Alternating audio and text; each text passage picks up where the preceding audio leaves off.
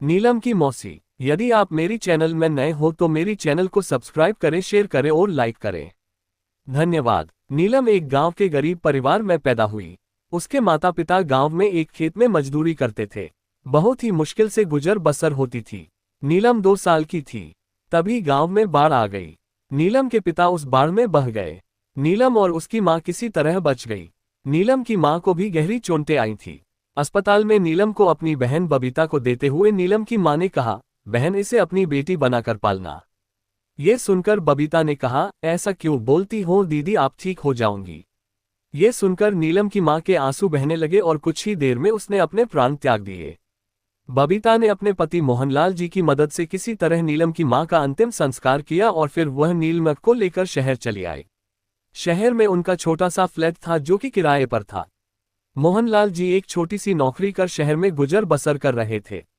इस पर नीलम के आने के बाद खर्च और बढ़ गया था। 2 साल की बच्ची को पालना भी आसान नहीं था। मोहनलाल जी को ये सब पसंद नहीं आ रहा था। बबीता किसी तरह नीलम को पाल रही थी। कुछ दिन बाद एक दिन बबीता अपने पड़ोस में रहने वाली सहेली सुजाता से बात कर रही थी, बहन समझ नहीं आ रहा क्या करूं, इनकी थोड़ी सी तनख्वाह में हमारा ही गुजारा बहुत मुश्किल से होता है, अब नीलम के आ जाने से बहुत परेशानी हो रही है। सुजाता ने कहा, एक काम कर, इसे किसी अनाथ आश्रम में छोड़ा, वहां अपने आप पल जाएगी। बबीता बोली, ये क्या कह रही है तू, मेरी बहन की अमानत है। मेरा अपना बच्चा होता तो क्या मैं उसे अनाथ आश्रम में छोड़ देती।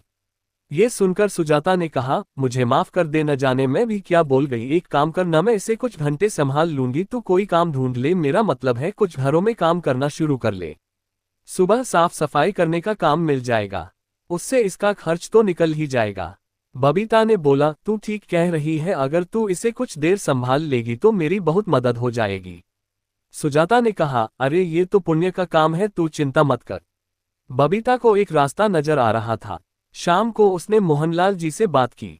उन्होंने कहा, जैसा तुम चाहो करके देख लो, नहीं तो इसे किसी को देना पड़ेगा। अगले दिन से बबीता काम ढूंढने लगती है। कुछ लोगों से बात करके उसे 2 घरों में काम मिल जाता है। धीरे धीरे समय बीतने लगता है। नीलम अब 5 साल की हो गई थी। बबीता अब घरों में पूरे दिन काम करती थी। नीलम अब घर में अकेले रह सकती थी। बीच बीच में सुजाता उसकी देखभाल करने के लिए आ जाती थी। बबीता को मेहनत करके भी एक खुशी मिलती थी। नीलम को वह बहुत प्यार करती थी। धीरे धीरे मोहनलाल जी का स्वभाव भी बदलने लगा था। वो भी नीलम को अपनी बेटी मानने लगे थे। बबीता ने नीलम का एक स्कूल में दाखिला करा दिया। दोनों नीलम को बेटी की तरह पाल रहे थे।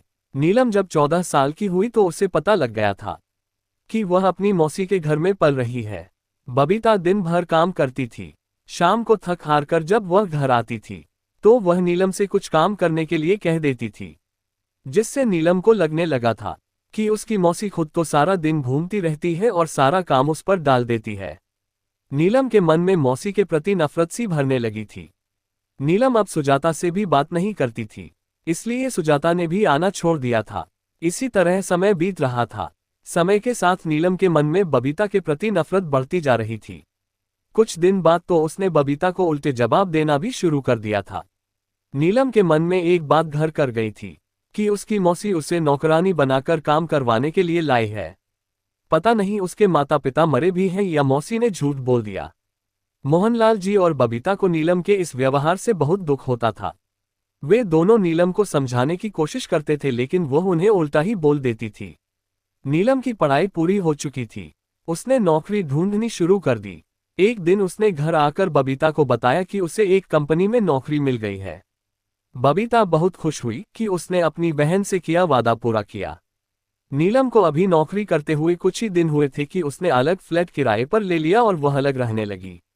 जब नीलम जा रही थी तो बबीता ने उसे रोकने की बहुत कोशिश की, लेकिन वह कहने लगी, मैं अब तुम्हारी गुलाम बनकर नहीं रह सकती, इसलिए मैं जा रही हूँ। मोहनलाल जी और बबीता को बहुत दुख हुआ। बबीता ने अब काम पर जाना छोड़ दिया था। उसकी तबीयत खराब रहने लगी थी। इधर नीलम को काम करते करते एक लड़के से प्यार हो गया। दोनों ने शादी का फैसला कर लिया। एक दिन बबीता दवाई लेने डॉक्टर के पास जा रही थी, तभी उसे रास्ते में सुजाता मिली। कैसी है बहन, ये क्या हाल बना रखा है। बबीता ने रोते हुए उसे सारी बात बताई। तब सुजाता ने कहा, अरे मैंने जो नया घर लिया था वहीं पास ही में एक फ्लैट में नीलम रहती है। उसने तो शादी कर ली, तुझे नहीं बताया। ये सुनकर बबीता का दिल टूट गया। वह बहुत ज्यादा बीमार रहने लगी। एक दिन नीलम के पति रोशन किसी काम से जा रहे थे, उन्हें रास्ते में सुजाता मिली। पड़ोसी होने के नाते सुजाता ने नीलम का हाल चाल पूछ लिया। तब रोशन ने पूछा कि वे नीलम को कैसे जानती हैं। सुजाता ने रोशन को सारी बात बताई कि कैसे बबीता ने नीलम को पाल पोस कर बड़ा किया। ये सुनकर रोशन को बहुत दुख हुआ, क्योंकि उसे इस बारे में कुछ भी पता नहीं था। रोशन ने नीलम से जाकर इस बारे में पूछा, नीलम तुम्हारे माता पिता इसी शहर में हैं, तुमने बताया नहीं। नीलम, आपके कैसे पता? वैसे वे मेरी मौसी हैं, जिन्होंने आज तक ये नहीं बताया कि मेरे माता पिता कहाँ हैं। वो तो बस मुझे नौकरानी बनाकर रखना चाहती थी। तब रोशन ने कहा, कोई भी मालकिन अपनी नौकरानी से बिछुड़ने के गम में मरने जैसी हालत में नहीं पहुंच जाती। वो तुम्हारे से बिछुड़ने का दुख सहन नहीं कर पा रही हैं। तुम्हें उनसे माफी मांगनी चाहिए। ये बात सुनकर नीलम ने कहा, ये फिर कोई नई चाल होगी मौसी की। तब रोशन ने कहा, अगर वो उस समय तुम्हें नहीं पालती तो शायद आज तुम जिंदा भी नहीं होती। रोशन की बात सुनकर नीलम को अपने किए पर पछतावा होने लगा। उसने मौसी से जाकर मिलने की सोची। 2 दिन बाद नीलम अपने पति रोशन के साथ मौसी से मिलने गई। वहां जाकर पता लगा कि 2 दिन पहले ही बबीता सबको छोड़कर चली गई। नीलम उसकी फोटो के सामने फूट फूट कर रोने लगी।